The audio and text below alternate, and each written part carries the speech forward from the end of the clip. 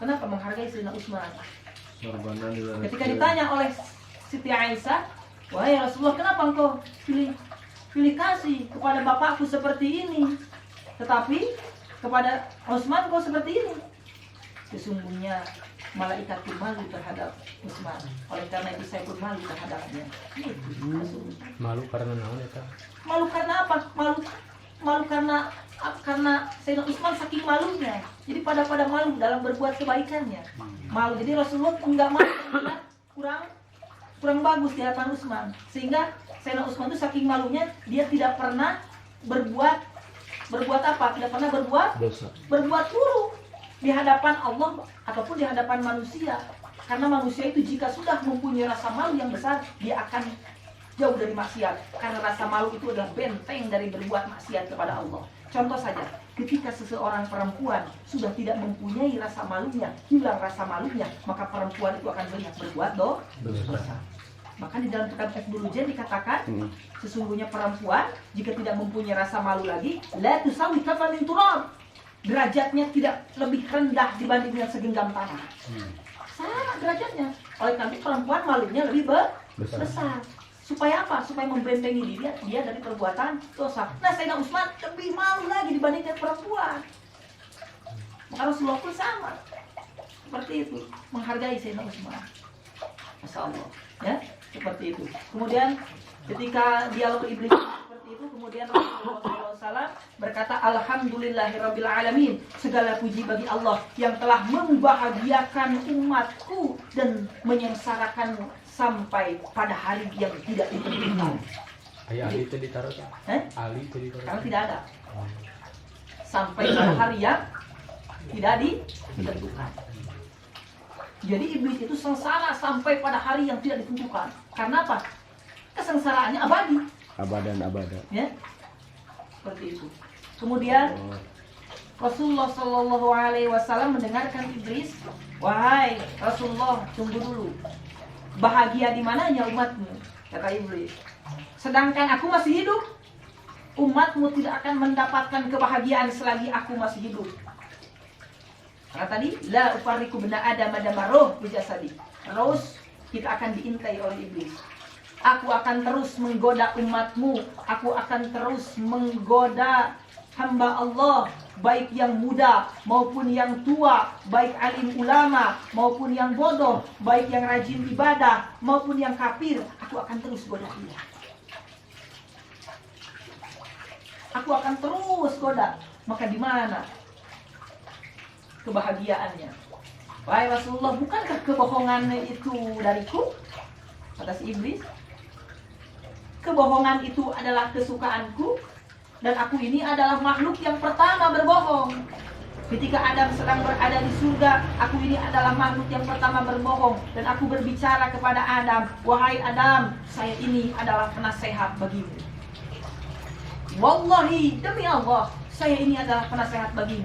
Dia mengatasnamakan Allah. Oleh karena itu, sumpah atas nama Allah, sumpah kebohongan, sumpah palsu, itu adalah kesenanganku, kata iblis. Ya? Makanya jika kita sedikit ada kata kebohongan, maka kita sudah menyerupai sifat iblis. Itu kata si iblis, tipu daya iblis. Jadi iblis suka dengan manusia-manusia yang berbohong.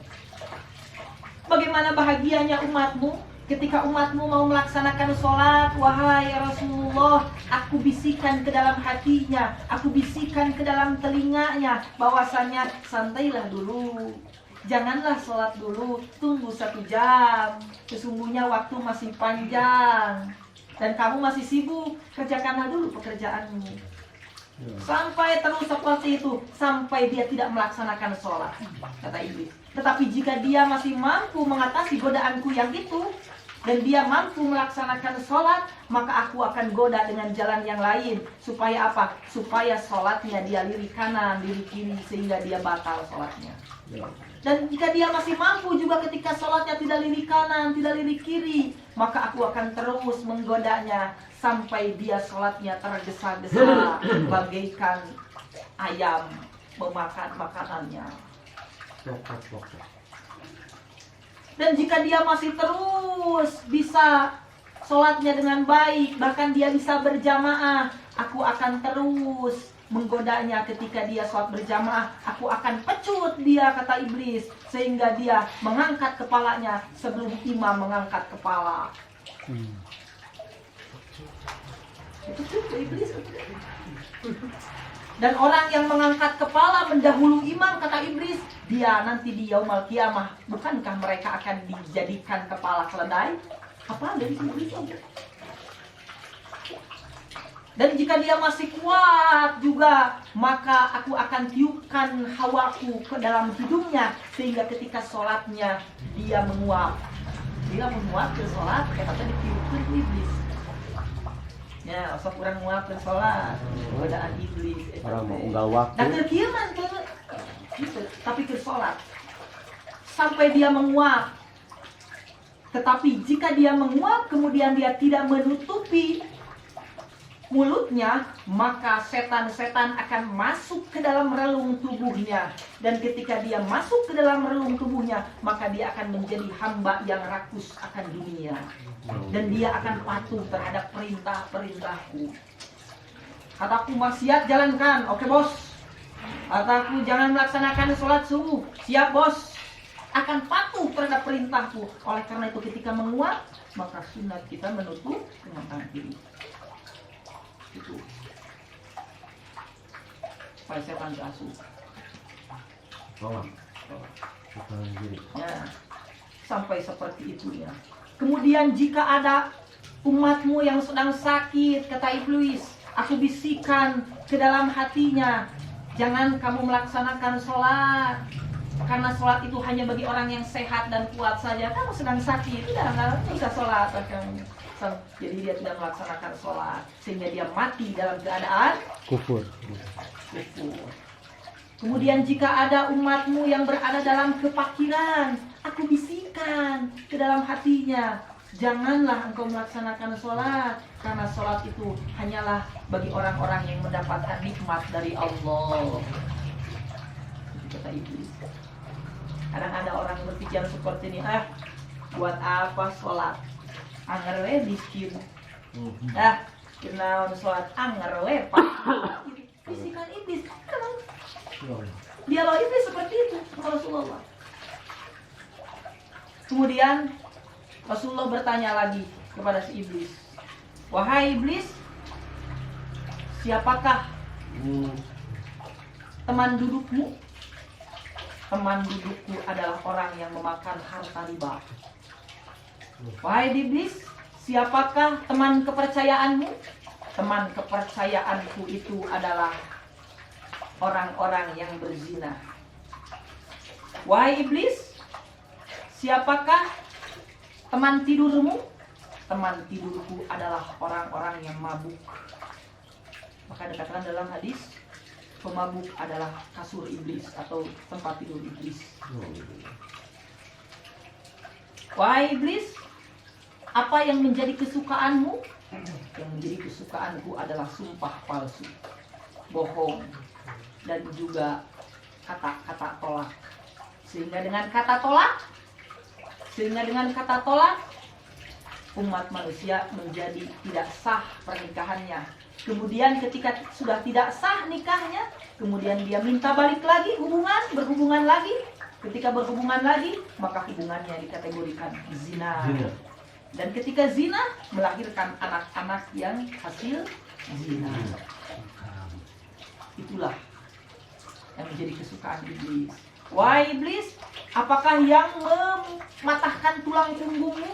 Yang mematahkan tulang punggungku adalah ringkikan kuda perang. Wahai iblis, apa yang membuat muram mukamu? Yang membuat muram mukaku adalah orang-orang yang menginfakkan hartanya di jalan agama Allah dengan secara sembunyi-sembunyi.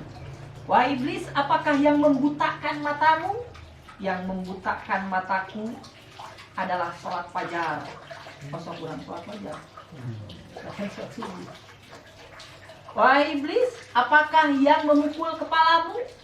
Yang memukul kepalaku adalah orang yang memperbanyak sujud di jalan agama Allah. Orang perbanyak sujud kepada Allah, artinya banyak sholat. Wahai iblis, apa yang menyita pekerjaanmu? Sibuk iblis, nyita pekerjaan, banyak pekerjaan. Apa?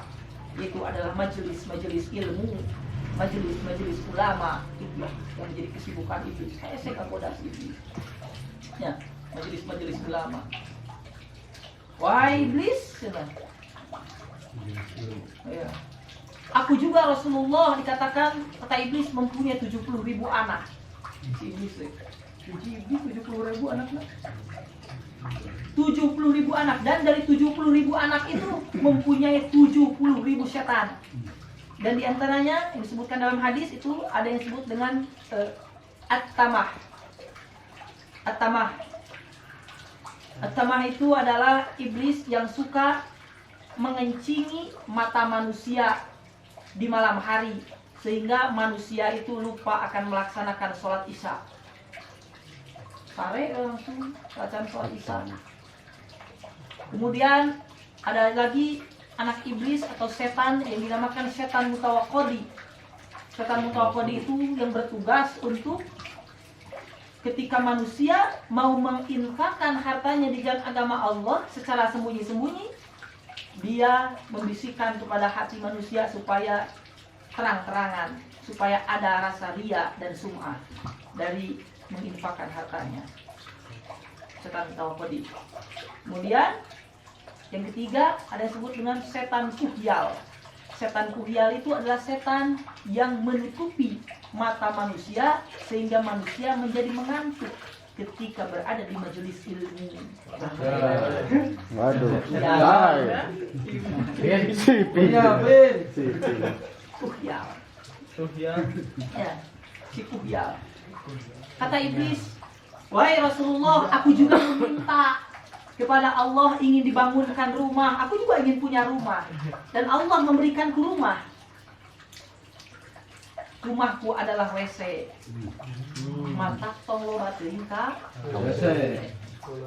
Makanya baca dong. Minal kubusi wal kubaisi. Setan laki-laki, setan pada apa setan? WC namanya tempat. Nah, di rumah manapun yang ada WC ya pasti ada setan. Karena di rumahnya. Kecuali ketika kita meminta perlindungan dari Allah, maka si iblis terhindar dari itu. Kemudian aku pun ingin minta kepada Allah, ingin dibangunkan masjid. Kemudian Allah memberiku masjid. Mana masjidku? Pasar. Bah, tolong ke pasar, bah. Makanya sunnahnya bagi seseorang ketika pergi ke pasar, datang siang, pulang lebih cepat. Bukan datang berangkat pagi-pagi, pulang sore. Bagaimana bagi para pedagang? Bagi para pedagang ya, pedagangnya harus jujur dengan senantiasa meminta perlindungan kepada Allah.